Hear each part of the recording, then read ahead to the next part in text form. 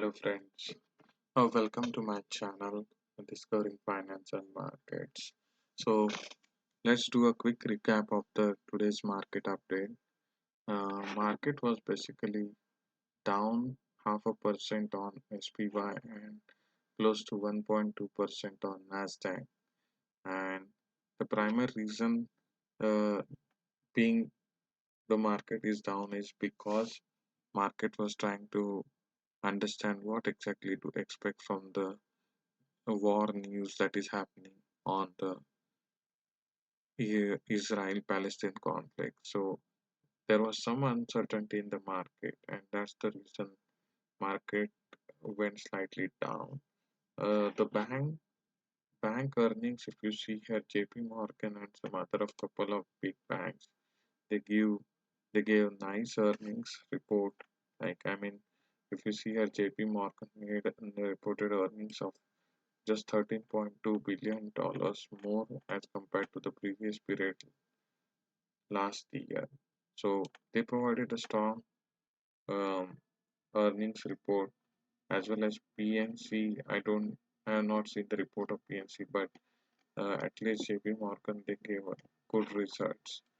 So market was then trying to factor in whether Federal Reserve still needs to do more if neither the jobs data is cooling down, neither the companies are uh, showing their earnings result that are coming down, like they are showing lesser profit. So basically, Federal Reserve is unable to understand what exactly they have to do to make sure that this inflation can be cooled down.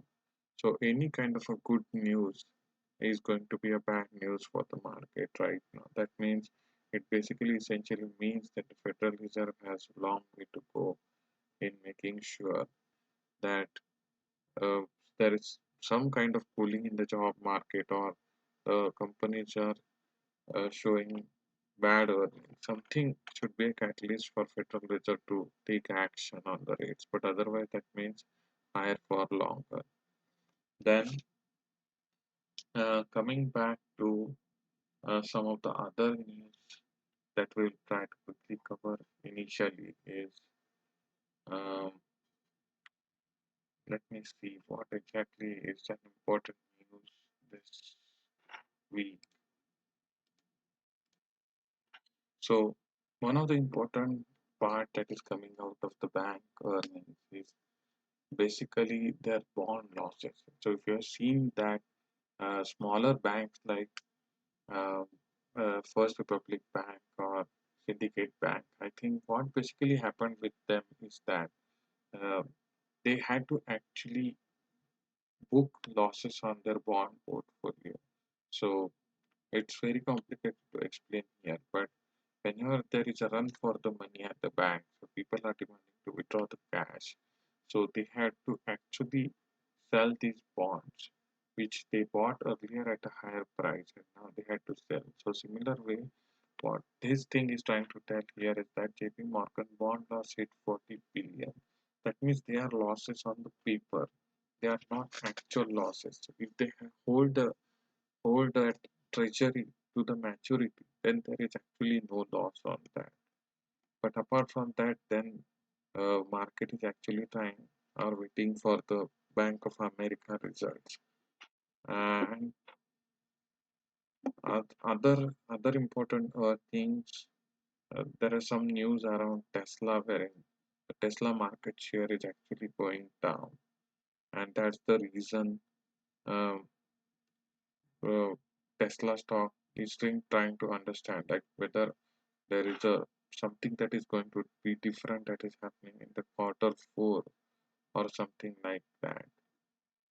And it looks like that's it from the news side. Let's quickly go on to move on to the charts now. So if you're seeing here, I will try to cover the important ones. American Airlines took a hit because naturally the primary reason, if you see at the top here, oil.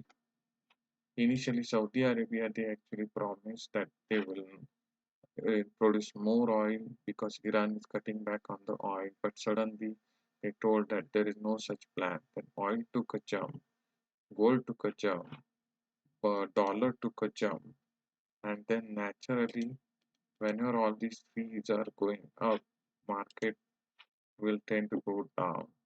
So American Airlines also took a hit. This actually was a very key support level of 12.74 for American Airlines, but it broke that support. So now it is hovering around this last bit of support that is there in this zone.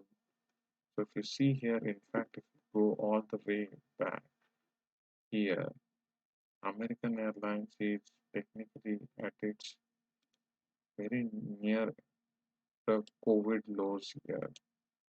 So the COVID low for American Airlines was $8. So if this support breaks, then we are surely headed to that same level of $8 or $9. Apple is another stock if you know for sure that Apple will not go down for any reason. That's what happened. So you see here at the daily level on the stochastic, Apple was actually at oversold level, and naturally that caused the bounce of the Apple chart. So again, nothing has happened big. If you see here, the DMI indicator that I use is actually going down, meaning even though the Apple stock had a bounce, the strength on the DMI says that it is actually the strength is weakening. As well as if you see here on the weekly chart, there was actually a good divergence that was forming, meaning on the weekly chart, Apple made a new low, but the stochastic made a new high. So it can rally, but at least right now, if we go with the monthly chart is pointing down. So we have to be careful. We have to watch that if this gap that was filled at 182, which is now filled, then Apple might come down to 172, 170, which is the support here again. So wait and watch. C3 AI, which is the chat GPT company, it rallied briefly on some positive news, but then again the stock started to cool down. Then Amazon is another one that is trying to absorb this all that is happening, whether there's going to be recession, being more consumer oriented and some cloud exposure. Amazon is still trying to understand what exactly to expect from all this war news that is happening. Then Bank of America is awaiting a crucial result. So if you see here, Bank of America has broken the key support level of 27. So that's the reason that is Bank of America is actually trying to understand what exactly will come out of the results. And then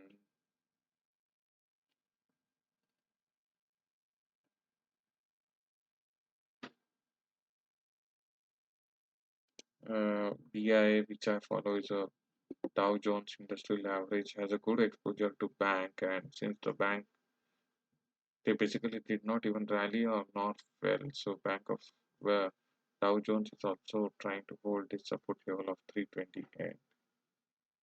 And then there are some other ETFs that I follow, like emerging market ETF is hovering around this key support level here, or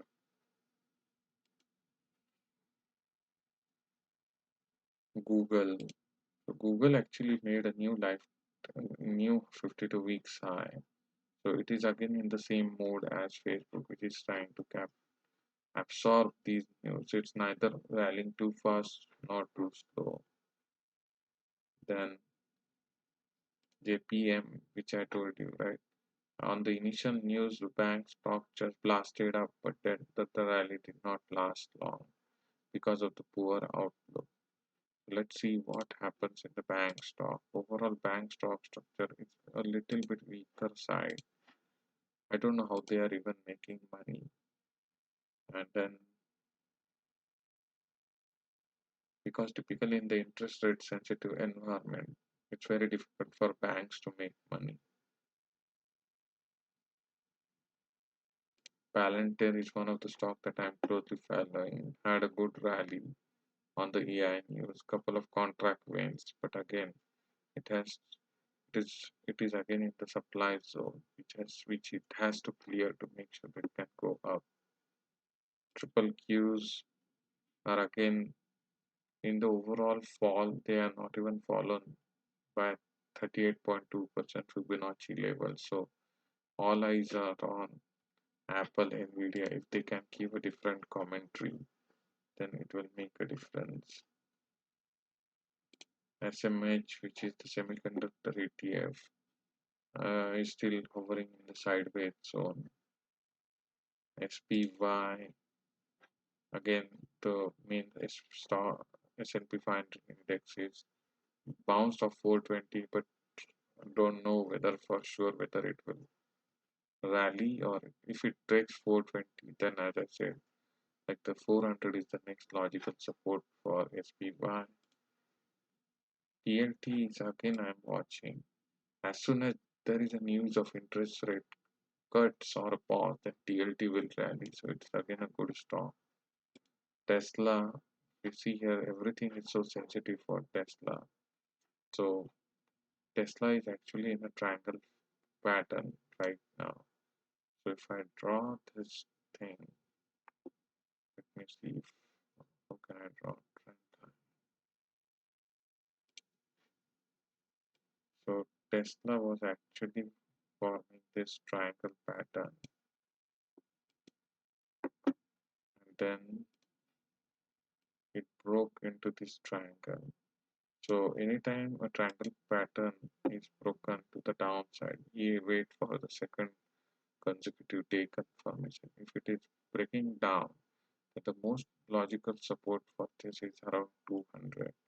So let's see what happens with Tesla.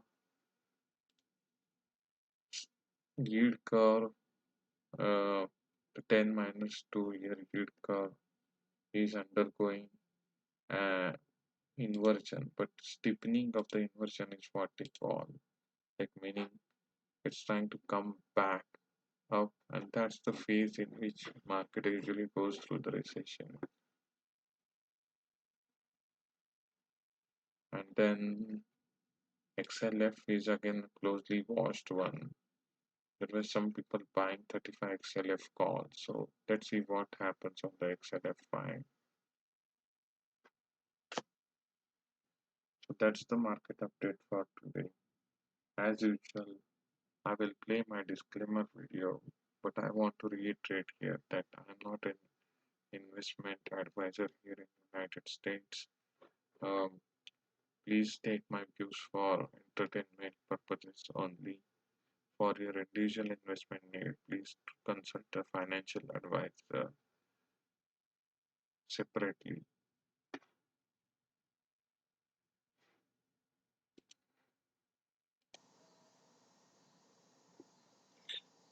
Hi everyone, welcome to my channel.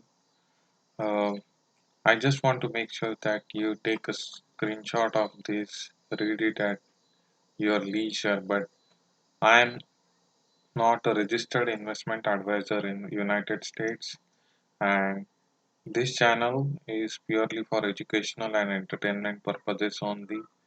For your individual investment needs, you should seek an advice from an investment professional. So let's begin with today's video.